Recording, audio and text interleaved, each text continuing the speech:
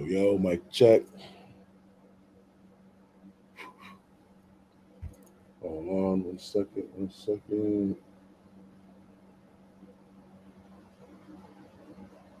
Hold on. Mic check. There we go. How you guys doing? Oh, Big West, welcome to the stream. June 21st, today's my birthday. I'm happy. I'm going to do the stream real quick, then I'm going to go outside later. Tired. I had a great night last night. Went out to Sticks, Jersey. Oh, man. Great time, great place, great people. Won a raffle. It was nice. Shout out to First Line of Duty Cigars. They went out and did an event over there with Danny. Danny's shop yesterday. It was great. And I bought a pack. I bought a box. Won a raffle. Drinking, talking. It was a great time. Anyway, today I just turned on YouTube. Got about 7 minutes into a video. And it is from one of my favorite people, Candace Owens. I love Candace Owens. You know why I like Candace Owens? Because a lot of people don't like her. It just makes me liking her just that much more special. Because she uses a lot of common sense. You know, people don't like common sense. So her video, fair use, YouTube. Oh, let me put my banners up. Fair use doctrine. I do not own the rights to any music or content you are about to see or hear. And I got the fair use doctrine at the bottom, scrolling at the bottom so you can see it. All right, YouTube. So, so let's get into it. So she's basically right now talking about Juneteenth. She got some hate because she said Juneteenth was ghetto. Ghetto and made up. Man, did the niggas come out the woodworks for her. See, I can say this because nobody knows me. I'm just a little fly on the wall right now. But, yeah, they got at her. You know, they're always talking some shit about my lovely Candy. So we won't get into it. But of course, she's fucking hilarious. Oh my God. Fucking hilarious. All right, let's go. I used the term ghetto. Oh, no. You can't say ghetto and a black issue, a black person, or a black holiday in the sentence unless you are being racist. And this is what they tend to do, right? So they basically say you can't use words like perversity and pedophilia when talking about gay people or lesbians because of the history of the word. And it's somehow homophobic to do that, even when you have a clear case of a gay person that is doing something perverse or pedophilic. They try to ban the words that actually make sense in the context that you were talking about by saying that the word itself is problematic. I used the vocabulary words that were at my dispense, right? I was talking about ghetto as an adjective. They knew what I was referring to, the colloquial term of ghetto behavior, because that's what I meant. When people take this day off, when they are celebrating, for whatever reason, they think celebrating Black freedom, it somehow means that they're allowed to get ghetto. So let's address that. Let's just take a look around the United States and see how they celebrated. Here's the first example that we have of how some Black American young children, it looks to be like they're in their teens, tweens, celebrated at a McDonald's. Take a listen. Go ahead. Let's do it. Go. Run. It's good to run for your life. Oh, hell no. Look at these workers. Oh, look at these little gremlins. Look at gremlins. Kids are now jumping over the register The workers are hiding. They look like they're terrified. They're now trying to pull the register out. They're kicking the register out. Juneteenth, y'all. They're not even see. Oh, they taking the register. Yep, they've taken the register, and they are now running out of the McDonald's with the register. How's that for a Juneteenth celebration? To be clear, that wasn't all they were up to in Los Angeles. In some places, they weren't stealing registers or looting. They were dancing. Take a look.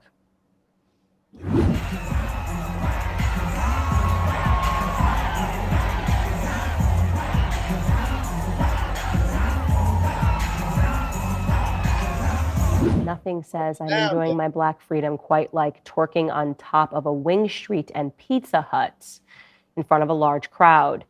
But in other instances, they just went ahead and got violent. Here's what happened in Milwaukee. Take a look. Oh, there she goes. A scary ending to a day meant for celebration. As thousands were heading home from the Juneteenth festival, chaos broke out in the street. It's sad. How can we celebrate when it's our own, our children that are doing the shootings? Camelia Pickett was nearby with her family when gunfire erupted. They ran and took cover. And that's not the only place where shootings happened. Here's what took place in Chicago at the end of a Juneteenth celebration. And tonight,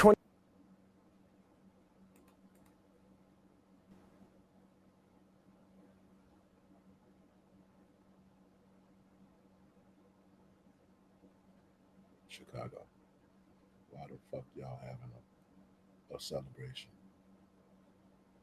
Y'all niggas shouldn't be even doing nothing higher than a baby shower.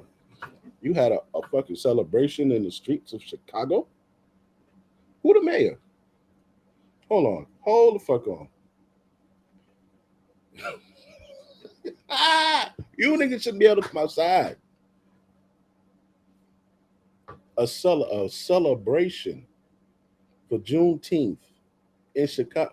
Let's see what happened in Chicago. Y'all niggas shouldn't be able to have barbecues out that motherfucker. 22 people are wounded and one is dead after a mass shooting in West Suburban Willowbrook. New video shows after a mass shooting in 22 people are wounded and one is dead after a mass shooting in West Suburban Willowbrook. New video shows the moments after the chaos in the parking lot of a strip mall near Honeysuckle Rose Lane and Route 83. People were gathered here to celebrate Juneteenth when those shots were fired around 12:30 this morning. So we won't know what the total death toll is. That will take a couple of days, of course, but CBS is reporting that there has been a spike in Juneteenth weekend. Mass shootings in communities took place across the U.S., killing at least 12 people since Friday and injuring more than 100 people. So yeah, how is that for a celebration? Now, I want to be very clear. When I watch these videos, when I see these kids looting and these children twerking on top of whatever that was, a Pizza Hut, I feel bad for these young adults because crime as a celebration, this ghetto culture that we're seeing, it's not exactly Black America's fault if you think about it. I feel bad for them because over the last 4 years or so, the media and the corporations in lockstep, just like McDonald's, signaled to these individuals that their deviant behavior was justified. We saw this all across America. Are you upset? Do you have a feeling? Loot a Target, grab a flat screen TV. Are you happy? Are you celebrating? Get you and your homies together for a cookout and be sure to have some shootouts. This is normal. This is totally normal behavior. We're not going to talk about it, by the way. This is Black on Black crime. We only talk about it in the extraordinary circumstance that it's a white individual that shoots a Black person, even though that circumstance, like I said, does not happen nearly as much as Black on Black crime because nobody wants to talk about it. We don't want to fix anything. So what actually is Juneteenth? That's a very good question. And one, by the way, that every major news organization feels compelled to try to answer every time the holiday comes up. I'm not kidding. The Wall Street Journal, CNN, the Washington Post, CBS, you name it. Everyone has to task a reporter with writing an article to explain what Juneteenth is because apparently nobody really knows exactly what it is. I mean, take this tweet from Charlie Kirk describing that phenomenon right off the bat. He wrote, "People sure do get riled up when you tell them the truth about Juneteenth. Did you know, according to Gallup, on the eve of it becoming a federal holiday, 60% of Americans knew little or nothing about Juneteenth. Joe Biden didn't post a single tweet about Juneteenth until 2019. We created a new National Independence Day because we allowed a bunch of Marxists to morally blackmail the American public post George Floyd. Screaming racist doesn't change the facts. And there it is. That is the truth that Black Americans do not want to address. Why on earth did we mint a new federal holiday? There hasn't been a new federal holiday minted since.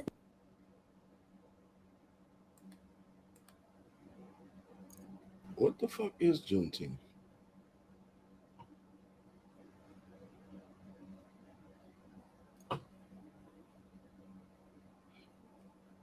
The shit just popped up out of nowhere. You know, I never even really thought about it or thought into look into it as to what the fuck it was.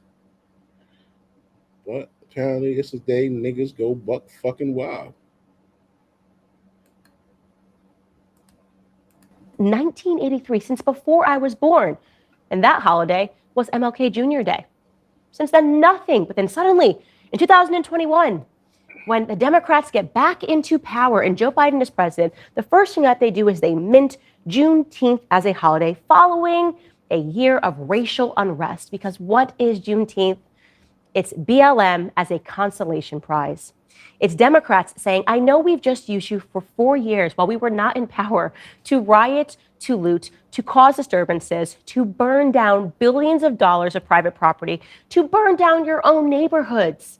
Now, before you wake up to the fact that we keep using you emotionally, that we kept the race narrative, the deadliest U.S. city is St. Louis, Missouri.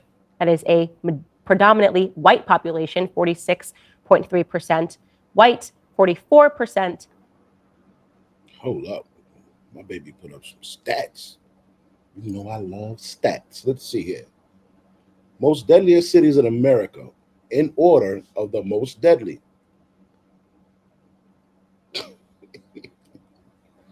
Wow. Baltimore came in 2. Where's Chicago at, man?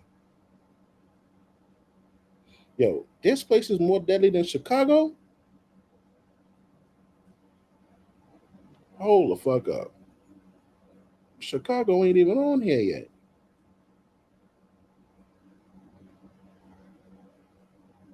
What is this? Peoria, Illinois?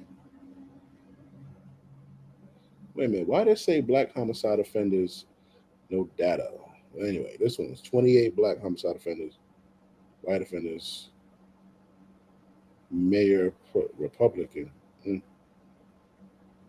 43%, black population 43, white population 41. Damn. Oh, that was for North Charleston.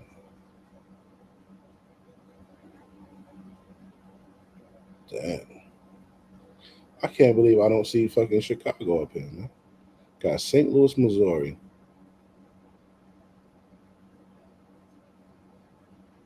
Damn. Baltimore, Maryland. Yeah, you niggas shouldn't be going outside or partying or nothing. Y'all should go straight from fucking home to the welfare office. Black. 90 black homicide offenders versus just 12 white homicide offenders. Dayton, Ohio, predominantly white. 23 black homicide offenders versus 7 white homicide offenders. Richmond, Virginia, about an even split there, 45 to 44%. 54 black homicide offenders to just four white homicide offenders. North Charleston, South Carolina, that is 43% black population to a almost even 41.8% white population. Not an even split amongst the homicide offenders. Black homicide offenders, 28 to just 11 white homicide offenders. Columbia, South Carolina, majority white, 50% white to 40%. There they go. Chicago, Illinois. They come in number 28th, bro. 28? But you niggas got 152 niggas to 26. And you're outnumbered by the white people. It's 29% black, 45% white. But you guys got 152. Yo, this shit is crazy, man. You niggas should be ashamed of y'all fucking self. Black. Doesn't matter because the black homicide offenders are 21 versus 0 white homicide offenders. Ooh. Atlanta, Georgia. Now, this is 48% black versus 41% white population. In Atlanta, Georgia, 101 black homicide offenders versus just 1 white homicide offender. Damn. Indianapolis, Indiana, majority white. 75 black homicide offenders versus 24 white homicide offenders.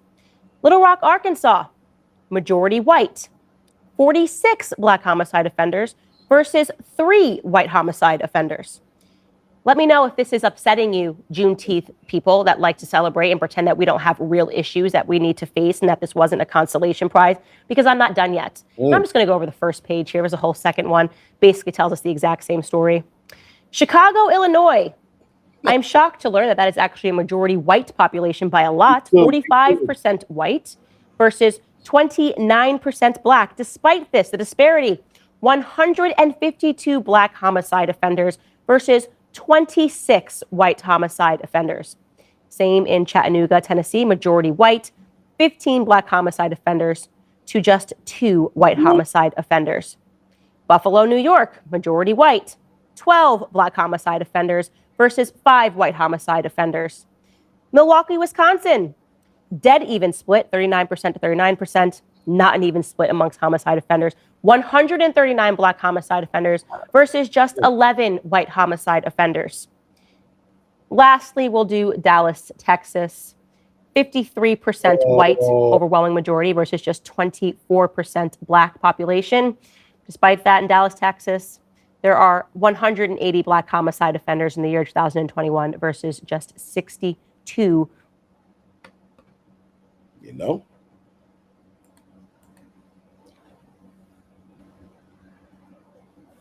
What can I say, man? What can you say? Niggas like shooting. I tell you on my channel all the time, don't have babies in the ghetto, red line the ghetto. You grew up in the fucking ghetto where you got to carry a gun to go to the corner store. Why you having a baby there? And this is on the men. Why you even sleeping with a chick in the damn ghetto, raw? But this is more so for the ladies. Why are you having the baby in the freaking ghetto? Where your brother and your cousins and your daddy got shot and you pushing the baby out, knowing he gonna grow up and have to be around that shit. Because you ain't got no money to move. You ain't marrying nobody to move. You ain't getting married. You ain't got no money in the bank. You 16 to fucking 24 and you pushing out baby after baby after baby. Why? I grew up in the ghetto. Was it hard? Yeah, it was hard. Would it have been easier or better if if my mom had me in a neighborhood that, you know, was way better? Of course. Of course. You could be raised and be a good person in the ghetto, but it's just a lot harder. That's the thing. You could run a marathon on your freaking knees. But why? Why? That's some disappointing news. I'm gonna end the stream there. I gotta get ready for my day. I'm just going from indoor to indoor somewhere else because I don't really like being around niggas too much because niggas like to shoot and shit. So, you know, I stay in my lane, keep pushing and stay low. But anyway, God bless you guys. Love you guys. Don't sleep with nobody that got more than one kid raw. It means she keeps kids. Don't believe in Plan B. Don't believe in birth control, contraceptives. They believe in child support, EBT, Section 8. Be on point. Right, y'all.